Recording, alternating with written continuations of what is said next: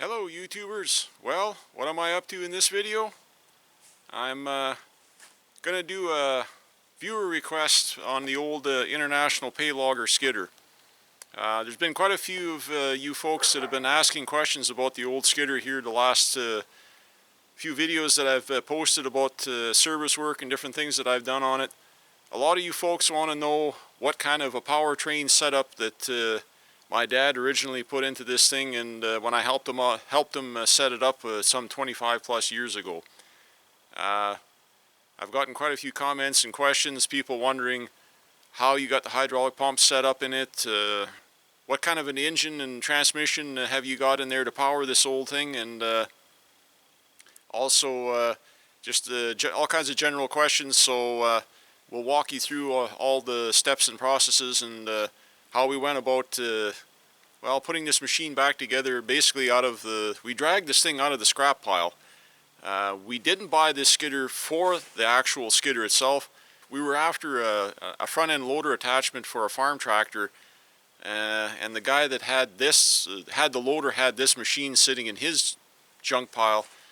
And it was kind of one of those, you take the loader, you got to take the skidder and clean up my yard, and you know how that goes, a whole bunch of other junk and crap that went with it. But anyways, this thing sat around in our scrap pile here for quite a few years, and then, like I say, 25, almost 30 years ago, we started looking around for a decent skidder, and we couldn't find anything at a decent price, and anything that was out there was completely wrecked and trashed, and it wasn't much better than this thing. Didn't matter if it was a Clark, a Timberjack, International, John Deere. It didn't really matter. They were all pretty much totally wrecked, because around here guys ran their equipment hard, they used it lots, and the skidders got wore out, just plain and simple. So we figured if we were going to spend a bunch of money and still end up with crap in the end, we might as well just start with crap that we already had, and we basically had next to nothing into it. It was just going to be a lot of time and a lot of effort.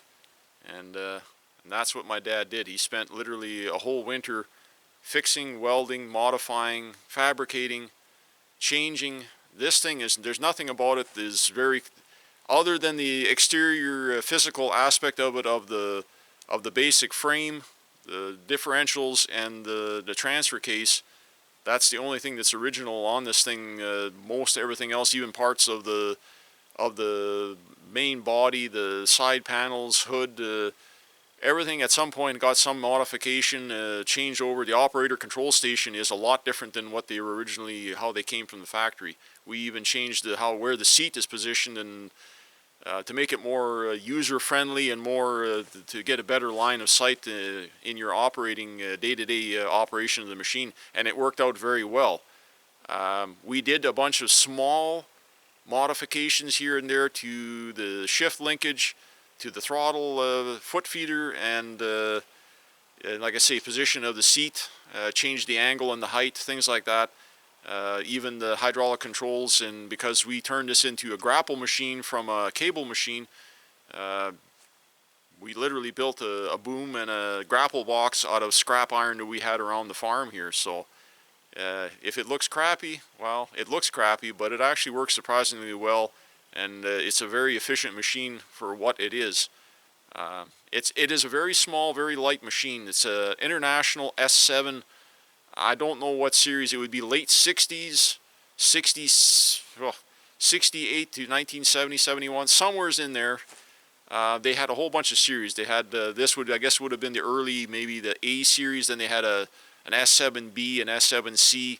I don't know if they had a D series, but over the years they changed from International, and International sold their interest out in these machines to Dresser Corporation, and then it became Dresser International after that, and they still manufactured them for a number of years. So they were around for a long time. The only bad thing is certain parts, like transfer case parts and differential planetary parts, are a little bit hard to get for them. They had this one has the Eaton axles in it, the originals. The newer ones had the Rockwells, which parts were interchangeable with a lot of the Tree Farmer and Timberjack skidders at the time. Parts are still readily available for those. These Eaton rear ends, now those are a little bit harder to find. If you bust a planetary on these, they can be a little bit of a bear or a bugger to find parts for. Now, a lot of people say they had weak planets in them. I don't know. we worked this machine hard over the years, but you have to do it with common sense and caution. Like any skidder with planetary differentials, you do not want to get them in a situation where you're either in unbroken trail or pulling so heavy that you start bunny hopping, they call it, or power hopping them. That's where you will break a differential or a planetary in them very easily. So anyways, we're going to get on with it here, and I'll give you the fine details and the up-close narration here. So here we go.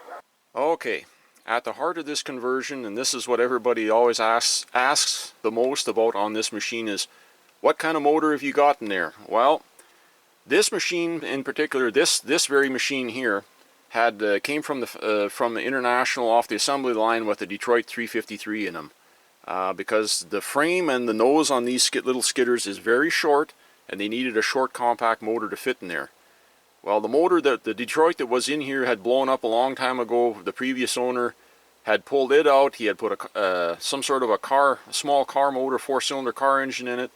That died. He pulled that out, and then he put an engine and the whole subframe from an Alice Chalmers WD-45 tractor, which was a little 4-cylinder gas engine in here.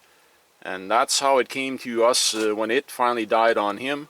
It never did work proper for him, but he made do with it that way.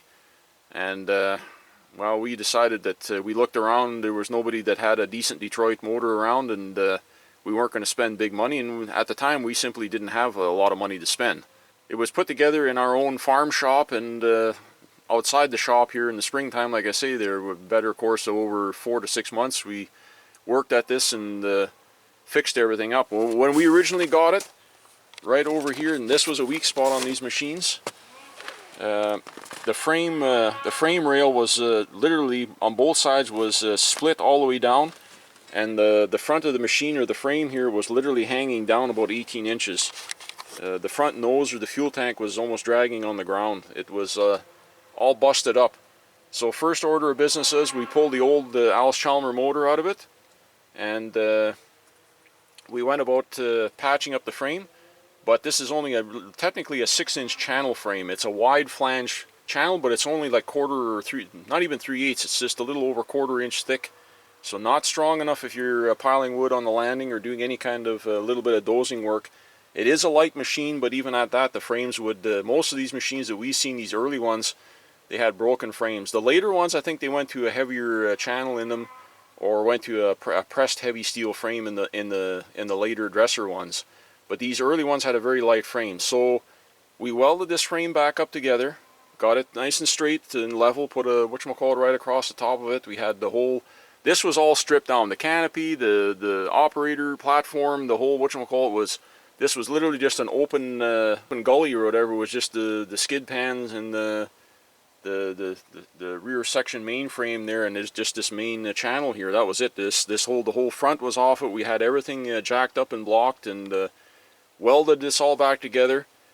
But we decided that the frame was not heavy enough and probably wouldn't support continued work. It would break again and we'd have to start all over. So we didn't want to ruin our work after putting in many hours of getting this nice and straightened up and welded back. So to fix this weak frame problem here behind the blade mount, we went and got 2 pieces of, you can probably see it right here, I got my finger pointing here. We went and got 2 pieces of heavy, I think 5.5 or 6 inch, it's 5.5, I don't know, this doesn't show exactly how thick, but I think we got some flat plate stock, some 5.5 by, I think it's 5/8 thick steel plate, and we fish plated it literally right from the front all the way right to the back main tie-in point or whatever for the main frame support there. So that plate is literally run all the way through the frame. I think we even cut the steering cylinder mounts and took a little bit out of there to make room for that plate to slip past the cylinder, and also on the opposite side where the transfer case mounts, or where it bolts into the frame. So this is a very, very strong, robust frame now. It'll last the life of whatever, several powertrains basically, and it will not let go. But anyways, getting back to what we did for our power plant. This is a 1973 Ford 5-liter, or the good old 302 small block. This engine came out of a 1973 Ford Mustang Fastback, or I think it was like a Mustang 2 type of car. Interestingly enough, this engine was out of that.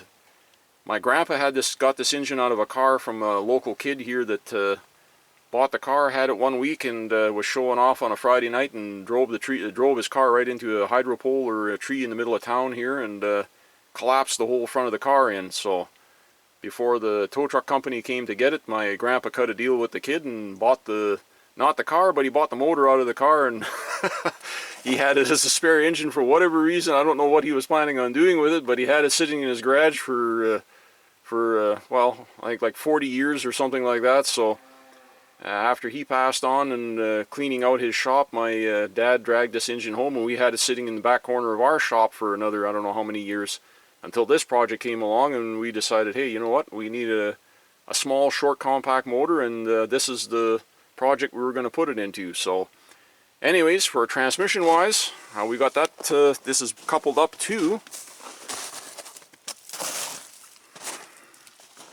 a good old cast iron heavy duty Ford FMX 3-speed automatic. This is what they call the short nose, or the snubby nose version. They had 3 different lengths of these transmission tail cones. They unbolt. You can there's 4 bolts. You take these off, and you can change the output shaft and the tail cone. Now, getting on to how do we have this coupled down here to our transfer case. The transfer case is well, right in the back right here, you can see where we got it bolted up. Now this is a custom-made coupler that we manufactured to fit this transmission.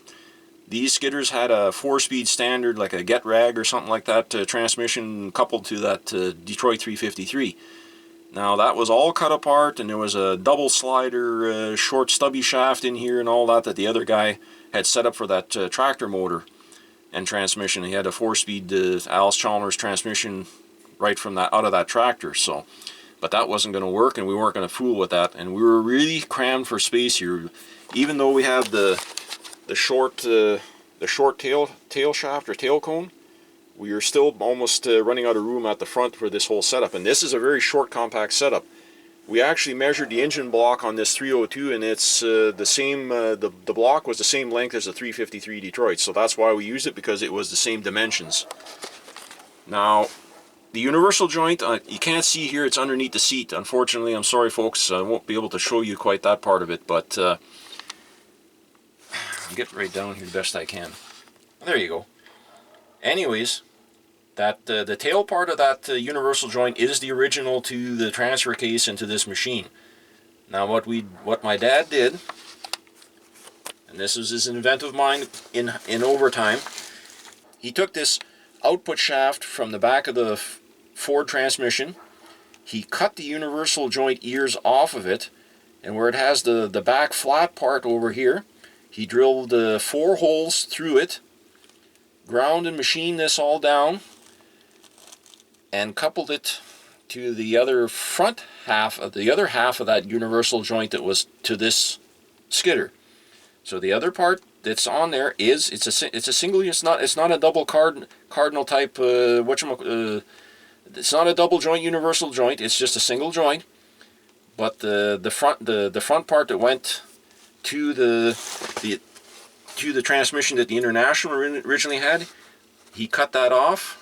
He mated the 2 universal joints, made like a double flat flange drive, and then, like I say, you can see he drilled the 4 holes through there, machined it, and made it. It is a direct drive. There is no flex coupler in there or anything like that.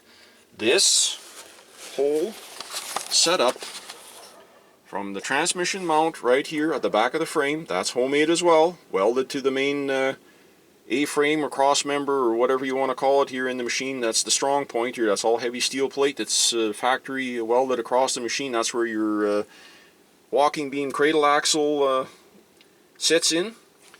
We welded a big heavy piece of channel upside facing up, and then made a counter face lip on it, and then bolted the 2 mounting pad bolts from the transmission directly down to that.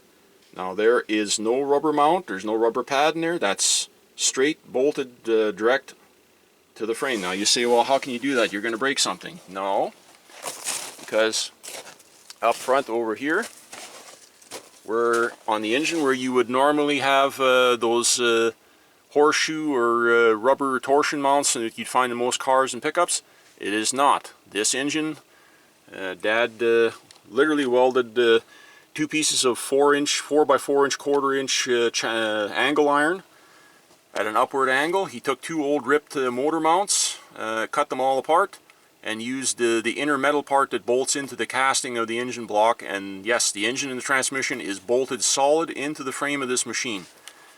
Now, we were worried we were going to get some weird vibrations or things like that, but being that it's a small block V8, these run very smooth. So other than about at 1200 RPM, there's a funky little bit of a high idle vibration, but ever so slightly. So I either run it to idle it below that, or when I throttle up and I'm going, I'm above that RPM range, and outside of that, there's nothing. It is smooth, smooth, smooth. It is not an issue. All we have on here is a little 2-barrel Motocraft carb. I don't know who made them, or Ford made them themselves or what. That would be original to the time frame of that motor. I believe that is the original carburetor that was on that motor. Now, this engine was actually a bit of a high performance engine from Ford, from what I understand. We checked some of the part numbers on it.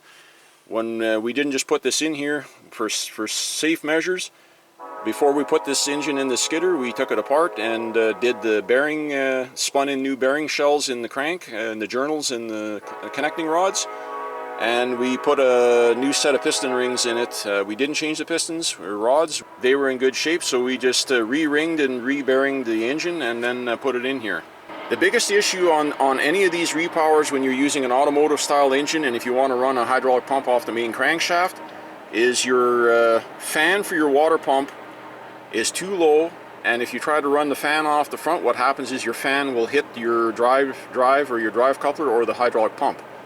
Now, to get around this problem, and this is where it gets interesting, we came up with an idea that we had to lift the fan, raise the fan, the cooling fan up.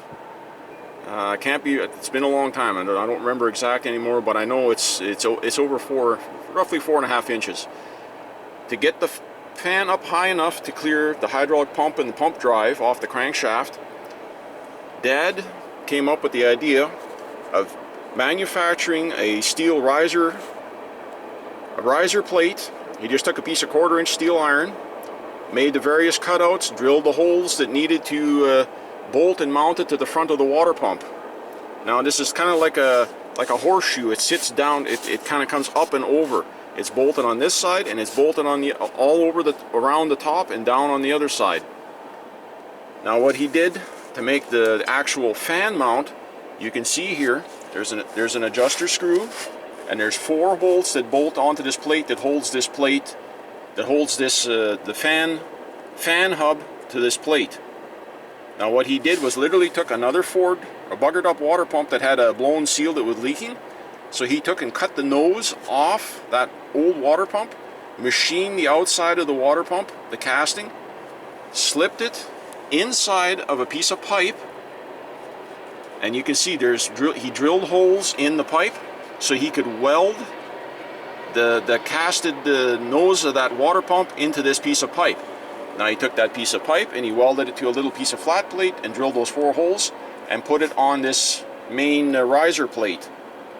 And in the main riser plate, you can see on the back side here, he cut sliding adjuster notches. You loosen these 4 bolts, and there's an adjuster bolt on top here, and you just turn this bolt, and that's how you tighten your fan belt.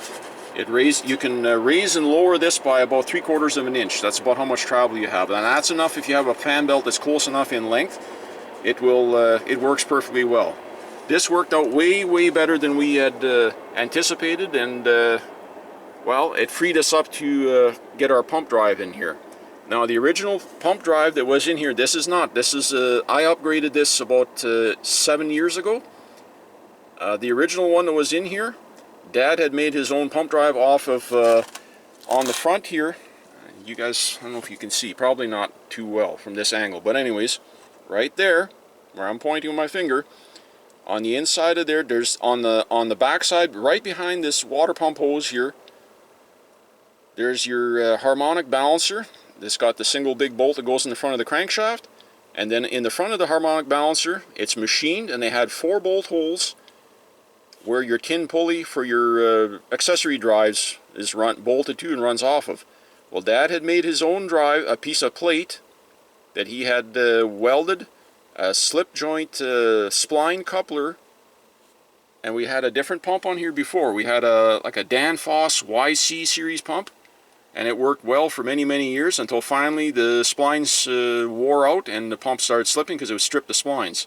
And that's what happens to all these spline drive pumps at some point in their life. Everybody that's run heavy equipment that knows you have enough years and enough hours on them, the splines on most of those, doesn't matter if it's mounted on the cam drive of the front of an engine, on the back of an engine, on a cam drive, whether it be on a front end loader, big skidders, crawler cats, you name it or whatever, they all have hydraulic pumps driven in some form or fashion, whether it be a charge pump or a main pump or whatever.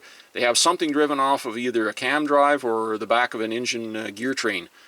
Any of those most of those pump splines at some point strip out, and they just wear out and they let go. And this was no different. We put so many hours on this machine that we eventually, the splines wore out and it stripped. Now, instead of going through the whole process again of the company that owned those hydraulic pumps had stopped production, and they changed the style of the pump, and it wouldn't have worked for us anymore. So that left us kind of in the lurch, didn't know what to do. Dad was ready to give up on this, so I came up with the idea. I said, instead of fooling around with splines, why don't we go to a good old spider drive, or what they call a Lovejoy coupler.